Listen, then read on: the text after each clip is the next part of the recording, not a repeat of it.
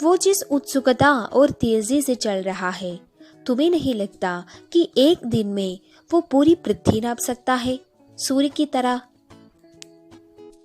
प्रस्तुत पंक्तियां पढ़ने वाले लोगों के मन में एक सवाल जरूर आया होगा, कौन है वो जिसके पास पूरी की पूरी पृथ्वी नापने की शक्ति रहता है, वो भी एक दिन में?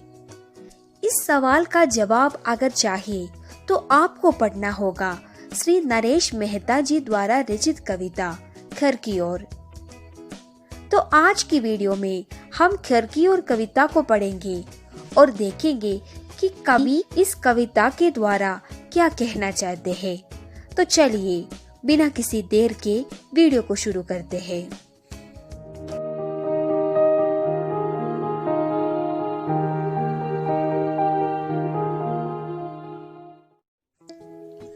घर की ओर कविता नरेश जी के 1990 में प्रकाशित देखना एक दिन नामक कविता संग्रह से लिया गया है।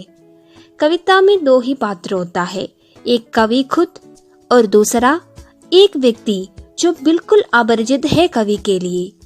कविता की शुरुआत कुछ इस तरह होता है, वो जिसकी पीठ हमारी ओर है अपने घर की ओर मुंह किए जा रहा है, जाने दो उसे अपना घर। एक व्यक्ति जो अपरिचित है कवि के लिए अपने घर जा रहा है, उसका पीठ कवि की ओर है और मुख घर की ओर। कवि उसे रोकना नहीं चाहता और वो बताते हैं कि उसे अपने घर जाने दो, क्योंकि कवि के लिए वो केवल एक अजनबी मात्र है, लेकिन अपने घर वालों के लिए वो केवल एक मुंह नहीं बल्कि इतिहास और परंपरा को जोड़ने वाला कड़ी है। घर के सभी लोग उसकी प्रतीक्षा में रहते हैं।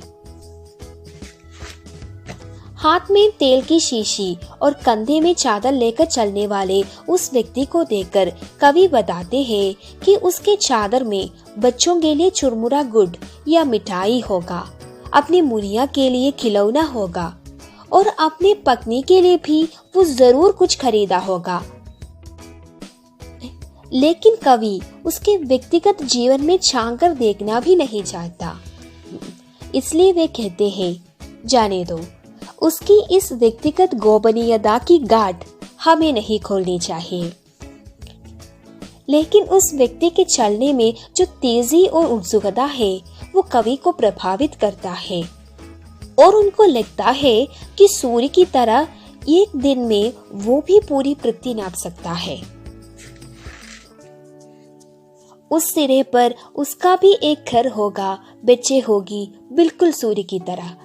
इसी प्रकार कवि को घर जाते व्यक्ति में और सूर्य में काफी समानताएं दिखता है। वो आदमी सूर्य की ही तरह अपने कार्यों को समेटकर तेजी से घर जा रहा है। इसी कारण से कवि उसको पुकारना या रोकना नहीं चाहते हैं, क्योंकि सूर्य को पुकारा नहीं जाता, उसे जाने दिया जाता है। अपरिचित व्यक्ति की तुलना सूरज से करके कवि उस अज्ञात को लघु मानव से विश्व मानव के पद पर खड़ा कर देता है।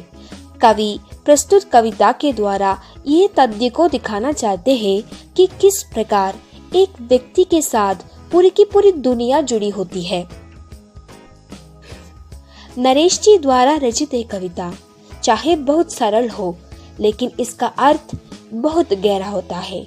अगर आप इस कविता को सुनना चाहते हैं तो अभी की अभी डिस्क्रिप्शन में दिए हुए लिंक पे जाइए और वीडियो को देखिए। और अगर आपको वीडियो अच्छी लगी तो उसे लाइक कीजिए, शेयर कीजिए और चैनल को सब्सक्राइब कीजिए और बेल आइकन दबाना भी न भूलिए। तो मिलते हैं अगली वीडियो में। धन्यवाद।